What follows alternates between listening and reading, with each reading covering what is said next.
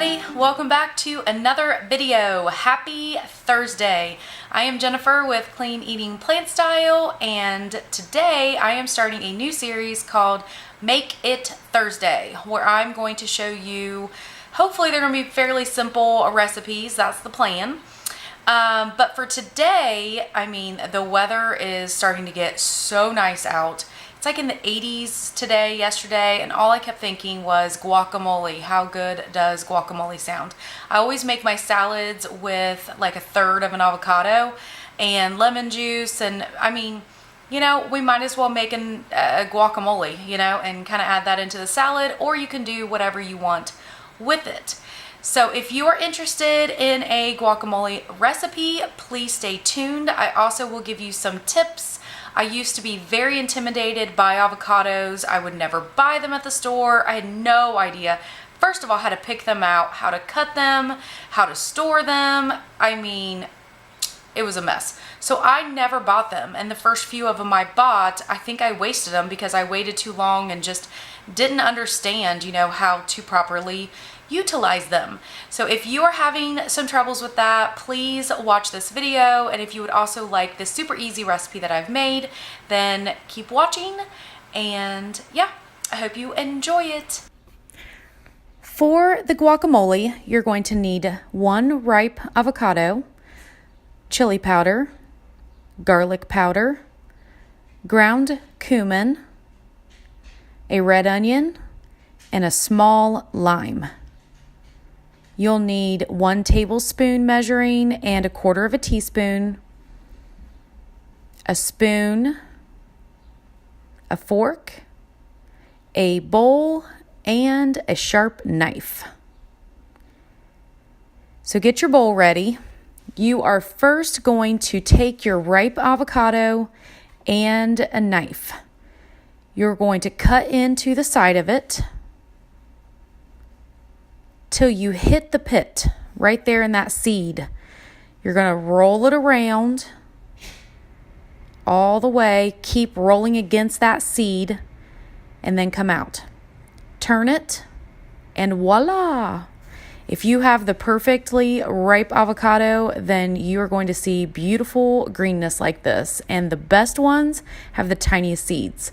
So now you're going to take your knife, kind of chop straight into that seed, and then turn. If you happen to chop into kind of the side there where you saw, then you might not get it to turn right away. So now we're going to score it, cut straight through. Don't cut too far down, otherwise you may go straight through the skin. But if your avocado is not overly ripe, then you should be able just to hit straight on the skin and not actually cut straight through. You're going to take your spoon and scoop that straight out. And apparently make a mess. Scoop all of that straight into your bowl.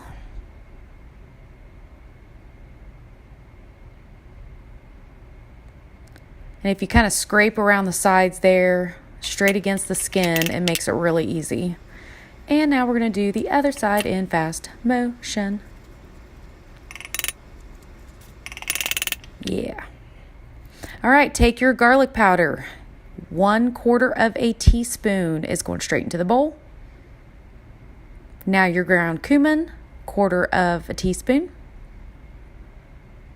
You can also do 1/8 teaspoon if you're not a big cumin fan. Chili powder, 1/4 teaspoon. Now this is optional, the salt. I only do 1/8 teaspoon. If you are 100% following Dr. Furman, then you don't want to use any salt. The lime juice actually can work really well as kind of your salt substitute. Take your lime, you're going to roll it against the palm of your hand until it warms up. I keep my limes in the fridge, so they're not very juicy on the inside right away, so you want to warm that up. Some people do put that into the microwave, I think, for maybe 10 seconds, but you want to get it really soft and squishy. Go ahead and cut that, and then we're going to take our fork. You're going to put that right into the center and turn and squeeze. Turn and squeeze. And you're going to do this with both sides.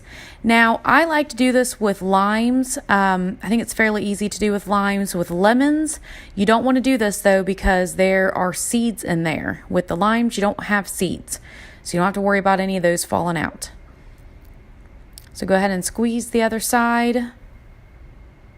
And kind of move the fork around a little bit too to make sure you're getting all of that juice out. You also want to use a small lime for this recipe. Otherwise, you want to kind of maybe count out about 2 tablespoons. Now we're going to take our red onion. I know I'm going to have people tell me that I'm doing this all wrong. My knife skills are not on point, and yes, I may eventually cut a finger off. I have no idea. But for now, I'm kind of rolling with it. So you're going to take just a tiny bit because we want 2 tablespoons of this red onion.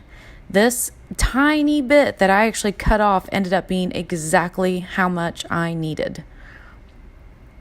So chop that up very finely. I normally don't really check for measurements, but on your first time, by all means, go ahead and put that tablespoon in there. Make sure it's the right amount. Add that to your bowl. And then I kind of eyeballed the rest of it here, and it is pretty close to a tablespoon. I think it was actually a little bit over. And I am completely fine with that. Now you're going to take your fork and squish it. Squish all of it down. Mash it with the back of your fork. Turn it around, make sure you're getting it all incorporated really well, and we're going to go into fast motion again. Yeah.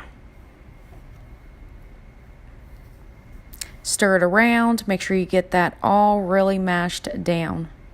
And try not to taste it too much while you're doing this because it is delicious, and if you are following Dr. Furman's program, then you know you're not supposed to be eating too much of it. Now, I'm going to show you what I did with this. So I have some dinosaur kale here. I do need to wash it still, so I'm kind of showing you the stalk. You're going to pull the greens off the side of that before you wash it because you don't really want to use that stalk. Now, I do have some spinach there as well. I'm going to use about 5 cups. I think I end up going a little over 5 cups with this. I have a yellow carrot, red bell pepper. I think that's about a half of a red bell pepper. Now these are my pinto beans, and they look awful in this. They just look awful right here. The coloring, pinto beans, basically I made like a refried bean. And then we have our awesome new guacamole. Here is what the salad looked like. So I put all of the very finely chopped greens into this bowl. I added about 1/3 of that guacamole and massaged it really well all together. I added the white carrot, chopped up red bell pepper. There's the pinto beans. I ended up using the rest of that. And then I added a couple drops of hot sauce and some nutritional yeast on top. And in this bowl, it's kind of funny. This is an enormous bowl. It's one of those OXO bowls that you're supposed to use like the pizza cutter chopper for. But I'm not a big fan of the pizza cutter chopper, but I love the bowl. So anyways, now here's a tip I have with the avocados. When I purchase my avocados, I've just recently started doing this probably about a month or so ago. When you buy your avocados, I've been buying them, instead of buying them ripe, I buy them really green, like really, really green, like they are not even close to being ripe yet. I will leave them on my counter, which honestly it takes about day or two. I'll watch them, and once they turn that dark brown, or not brown, but like that dark greenish color, I will then add them. I'll put them in the refrigerator. I will use them once I kind of feel that they're getting squishy. That's when I actually use them. But yeah, I leave them on the counter, and it's the easiest thing to do. So if you have any other questions, or if you have any other tips that you can share with anybody about, avocados and their gloriousness, then, by all means, leave me a comment. And thank you so much for watching. Let me know if you tried the recipe.